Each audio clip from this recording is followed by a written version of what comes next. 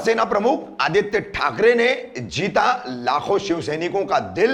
Stage पर हुए नतमस्तक। कहा जनता किसके साथ, घर जलाने वालों के या चूल्हा जलाने वालों के। हृदय में राम, हाथ को काम, यही है हिंदुत्व।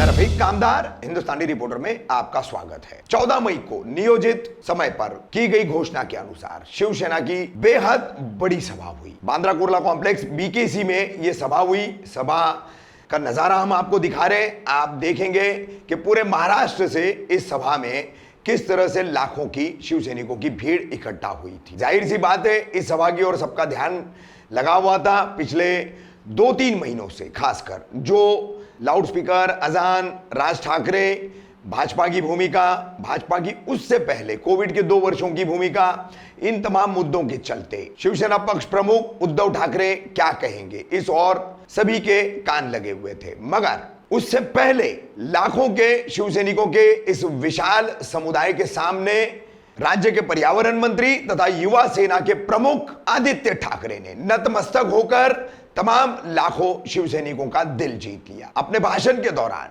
कोविड के 2 वर्षों में अपने पिता तथा मुख्यमंत्री पक्ष प्रमुख उद्धव ठाकरे के बारे में उन्होंने क्या कहा, मुद्दों के बारे में क्या कहा, महाराष्ट्र के शाश्वत विकास के बारे में उन्होंने क्या कहा, और ये तमाम बातें रखते हुए अंत में उन्होंने कहा कि देश में आज बेरोजगारी और महंगाई चरम पर है। ऐसे में हिंदुत्व जो हमें सिखाता है कि हृदय में राम और हाथ को काम, इस वृद्ध वाक्य को दोहराते हुए उन्होंने जनता से सवाल पूछा कि जनता किसका साथ देगी, घर जलाने वालों का या चूल्हा जलाने वालों का। देखिए नतमस्तक होते हुए आदित्य ठाकरे कैसे प्रवेश कर गए लाखों शिवसैनिकों के दिलों में। युवा हृदय सम्राट युवराज माननीय युवा सेना अध्यक्ष महाराष्ट्र राज्याचे सन्माननीय पर्यावरण तथा राज्य शिष्टाचार मंत्री श्रीमान आदित्य साहेब उद्धव साहेब ठाकरे यांचा आवाज उडाचा।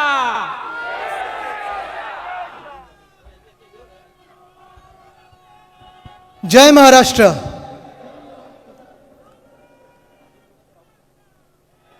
खरं तर माझ्याकडे काही शब्द नाहीत बोलायला। येताना मी गर्दी बघत होतो, इथे आल्यानंतर देखील गर्दी बघितली आणि आज जे इथे शिवप्रेमी सगळे शिवसैनिक जमलेले आहेत, मला वाटतं पहिली रांग जर इथे वांद्रेमध्ये असेल तर मागची रांग, शेवटची रांग ही कुर्ल्यापर्यंत पोचलेली आहे। एवढी तुफान गर्दी आहे। आणि येत असताना शिंदेसाहेब जे आपण बोललात ते खरं आहे। माझा पण विचार होता की चालत यायचं, कारण कमीत कमी 50 ते 100 बसेस आणि अनेक शिवसैनिक रस्त्यावरनं देखील चालत होते। कारण आज जी सभा आहे आपल्याला मुख्यमंत्री महोदयांना ऐकायचं आहे, पक्षप्रमुखांना ऐकायचं आहे, आपण सर्व त्यांच्यासाठी आलेलो आहोत। पण येताना आणि आत्ता नतमस्तक होताना आपल्या समोर मला ह्या सर्व जनतेमध्ये पंचरूपी पंचमुखी हनुमान दिसले। मर्यादा पुरुषोत्तम भगवान श्री राम, सीता, लक्ष्मण दिसले। महादेव, शंकर दिसले। विघ्नहर्ता गणपती बाप्पा, सिद्धिविनायक दिसले। आमचं कवच कुंडल आहे हे सगळे शिवसैनिक म्हणजे। पण सर्वात महत्त्वाचं म्हणजे इथे सगळे जे पुरुष आणि महिला बसलेले आहेत, ते सगळे शिवसैनिक बसले आहेत, महिला आघाडी बसली आहे। आपल्या सर्वांमध्ये माझे आजोबा हिंदू हृदय सम्राट बाळासाहेब ठाकरे आणि माझी आजी दिसली।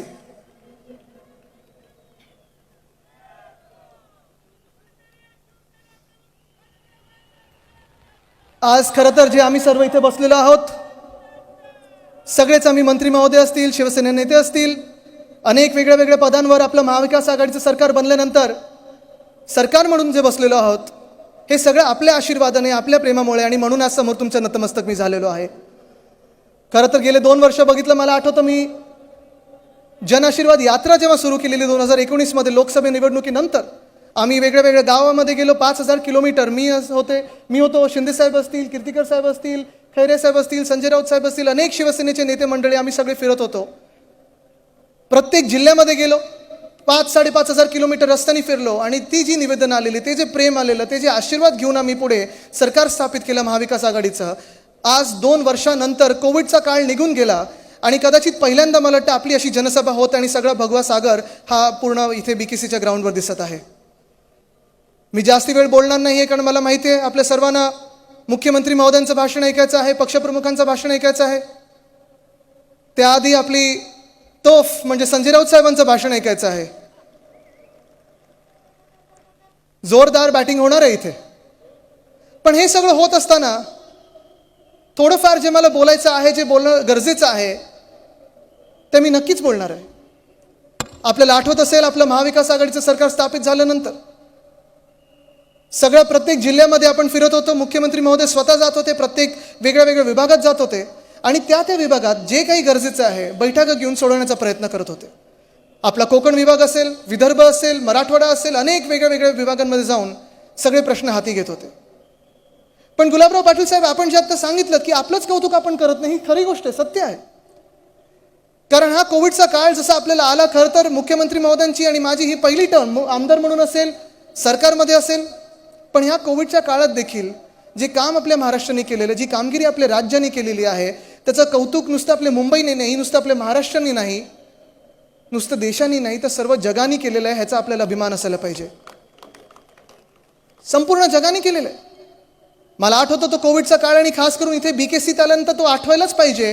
कारण इथे जे कोविड सेंटर आहे, अजून आपल्याला त्याची छतं दिसत आहेत. इथे अजूनही काही पेशंट असतील बाजूला. आजच त्यांनी टाकले की किती लसीकरण झालं. मला सांगा, आपल्या सर्वांचं लसीकरण झालंय का? पहिली लस किती लोकांनी घेतली आहे? दुसरी, तिसरी? मास्क किती लोकांनी घातलेत? नाही, आज पक्षप्रमुखांनी सांगितलं आज मास्क उतरून बोलायचं आहे. पण मला तो काळ आठवतो 2020चा. 2020 8 मार्च आपले अर्थमंत्री उपमुख्यमंत्री महोदय अजित पवार साहेबांनी बजेट सादर केलेलं, महाराष्ट्रासाठी एक महत्त्वाचं बजेट सादर केलेलं. आणि सरकार आल्या आपण जे पहिली घोषणा केलेली आपल्या शेतकऱ्यांची कर्जमुक्ती, ती आपण केलेली, ते करून दाखवलेलं आणि त्याच्यानंतरचं हे आपला अर्थसंकल्प होता. पण हे सगळं होत असताना कोविडचा जो काळ आला, कोविडच्या केसेस वाढायला लागल्या आणि त्यावेळी मला आठवतं त्याच विधान भवनात मुख्यमंत्री महोदयांनी MMRDAचे कमिशनर आणि मुंबईचे महानगरपालिकेचे कमिशनर ह्यांना बोलवून घेतलं आणि त्यांनी सांगितलं की तुम्ही काही करा, आर्मी बोलवा, स्वतः तुमची ताकद लावा, पण पुढच्या 15 दिवसात आपल्या BKCमध्ये एक पहिलं चांगलं हॉस्पिटल निर्माण केलं पाहिजे. आणि तसंच्या तसं आपण 15 दिवसामध्ये इथे या BKCच्या ग्राउंडवर नुसतं महाराष्ट्रात नाही, नुसतं देशात नाही, तर एशिया खंडातलं पहिलं हॉस्पिटल आपण मोबाईल हॉस्पिटल हे उभं केलं. लॉकडाऊन आपण जाहीर करत असताना आपला लॉकडाऊन जो होता तो टप्प्याटप्प्याने होता. आपण पहिले मॉल बंद केले, दुकानं बंद केली, शाळा कॉलेज बंद केले, कार्यक्रम बंद केले, जाहीर कार्यक्रम बंद केले आणि हळूहळू आपण लॉकडाऊनच्या ठिकाणी जात असताना तातडीने 24 तासातलं लॉकडाऊन केंद्र सरकारने जाहीर केलं. आणि तरी देखील त्या लॉकडाऊनला न घाबरता न भीता आपण ते सगळे कायदे कानून जे पाळले, लोकांना आपलंसं केलं. आणि मला आठवतं अजूनही जो काही आपला सर्वे होत असतो, जो काही लोकांमधून जी काही जनमतं घेत असतो, मला आपण सांगा, जेव्हा जेव्हा आपण मुख्यमंत्री महोदयांना TV वर बघितलेलं आहे आणि खास करून महिलांमधून ही प्रतिक्रिया येत असते, त्यांना असं वाटत असतं आणि तरुणांना देखील वाटत असतं की जेव्हा जेव्हा मुख्यमंत्री महोदय TV वर यायचे, फेसबुक लाईव्हवर यायचे आणि सांगायचे की आज लॉकडाऊनचा कुठचा टप्पा आहे, काय उघडतोय, काय बंद करतोय, तेव्हा असं वाटायचं नाही की मुख्यमंत्री येऊन TV वर दम देतोय. असं वाटायचं की आपल्या घरातलं कोणीतरी वडीलधारी माणूस येऊन आपल्याला सांगतो की काळजी कशी घ्यायची. ह्याला म्हणतात मुख्यमंत्री, ह्याला म्हणतात राज्यप्रमुख. आज ह्या महाराष्ट्राला पुढे नेत असताना जर आपण बघितलं तर हे मुख्यमंत्री आपले जे उद्धवसाहेब ठाकरे आहेत, आपल्या हक्काचा मुख्यमंत्री, अनेक वर्ष 99 नंतर आपण हे स्वप्न बघायचो की कधी ना कधी तरी महाराष्ट्राचा मुख्यमंत्री हा शिवसैनिक असेल. कदाचित हेच ठरलं असेल की जेव्हा नुसतं महाराष्ट्रावर नाही, नुसतं देशावर नाही, जगावर जेव्हा सर्वात मोठं संकट येतं, तेव्हा WHOला देखील धारावी पॅटर्न काय हे दाखवायला आपला मुख्यमंत्री हा मुंबईकर असेल आणि शिवसैनिक असेल, ही नियतीची खेळ असेल. आणि म्हणून जर आपण बघितलं गेल्या 2 वर्षात, आता आपल्या सरकारला, महाविकास आघाडी सरकारला 2.5 वर्ष होत आली आहेत, पण सतत गेले 2 वर्ष टॉप 5 मध्ये जे देशातले टॉप 5 मुख्यमंत्री असतात, सगळ्या राज्यांमधले मुख्यमंत्र्यांचं जेव्हा नामांकन केलं जातं, त्यांना रेट केलं जातं की कशी कामगिरी आहे त्यांची, लोकांकडून महत्त्वाचा फीडबॅक घेतला जातो, तेव्हा देशभरात टॉप 3 मध्ये, टॉप 5 मध्ये सलग 2 वेळा येणारे आपले मुख्यमंत्री उद्धवसाहेब ठाकरे, आणि त्यांचं आज मला कौतुक करायचं आहे. आणि हे कौतुक एक शिवसैनिक म्हणून नाही, युवासेना प्रमुख म्हणून नाही, त्यांचा मुलगा म्हणून नाही, तर ह्या महाराष्ट्राचा आणि ह्या देशाचा नागरिक म्हणून करायचे की महाराष्ट्राने देशाला दिशा दाखवली की कोविडचा लढा कसा देतो आपण. पण कोविडचा काळ असताना देखील मुख्यमंत्री उद्धवसाहेब ठाकरे असतील, उपमुख्यमंत्री अजित पवार साहेब असतील, महसूल मंत्री बाळासाहेब थोरात साहेब असतील, आम्ही अन्य सर्वच मंत्री, मग इथे शिंदे साहेब बसलेले आहेत, गुलाबराव पाटील साहेब बसलेले आहेत, बुमरे साहेब आहेत, सत्तारजी आहेत, सगळेच कुठेही आम्ही थांबलो नाही. कोविडच्या काळात तर फिरत होतोच, लोकांना मदत करत होतो, थोडी आम्ही काळजी घ्यायचो कारण आपण आलो की गर्दी असतेच आणि त्यावेळी गर्दी टाळायची होती. पण हॉस्पिटल नवीन बांधायचं असेल, कोविडची चाचणी असेल, लसीकरण असेल, अनेक गोष्टी ह्या सगळ्या होत असताना देखील कुठेही आपले विकास कामं थांबली नाहीत. शाश्वत विकास आपल्या महाराष्ट्राचा चालू राहिला.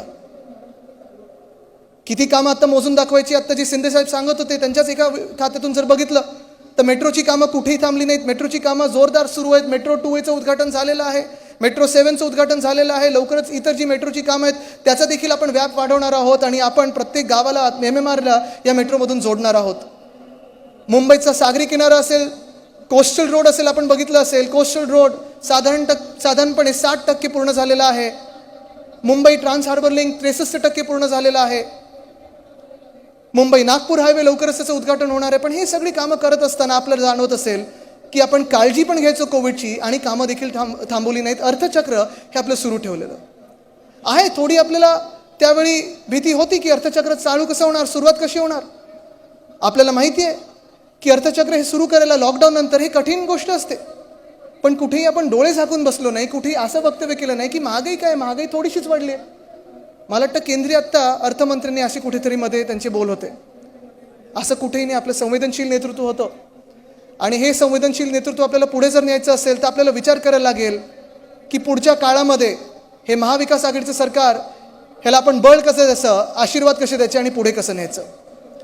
BMCची कामं अनेक आहेत, महाराष्ट्र शासनाची कामं अनेक आहेत. पण मी तुम्हाला आज एक 31 वर्षाचा युवा म्हणून विचारत आहे, जे इथे सगळे तरुण मित्र माझे बसलेले आहेत. तुम्ही मला सांगा, जेव्हा आपल्या ह्या राज्यामध्ये, ह्या देशामध्ये जिथे जिथे आपण बघत आहोत अनेक प्रश्न उपस्थित होत आहेत.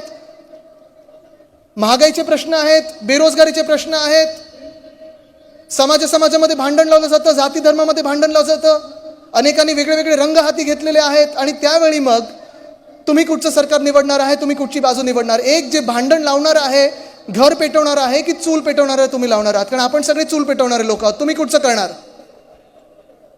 दुसरी बाजू अशीच आहे.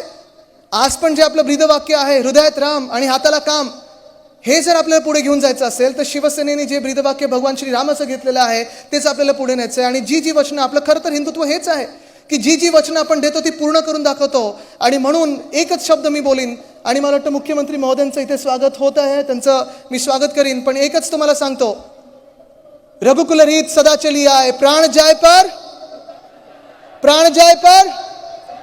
जय हिंद, जय महाराष्ट्र, वंदे मातरम.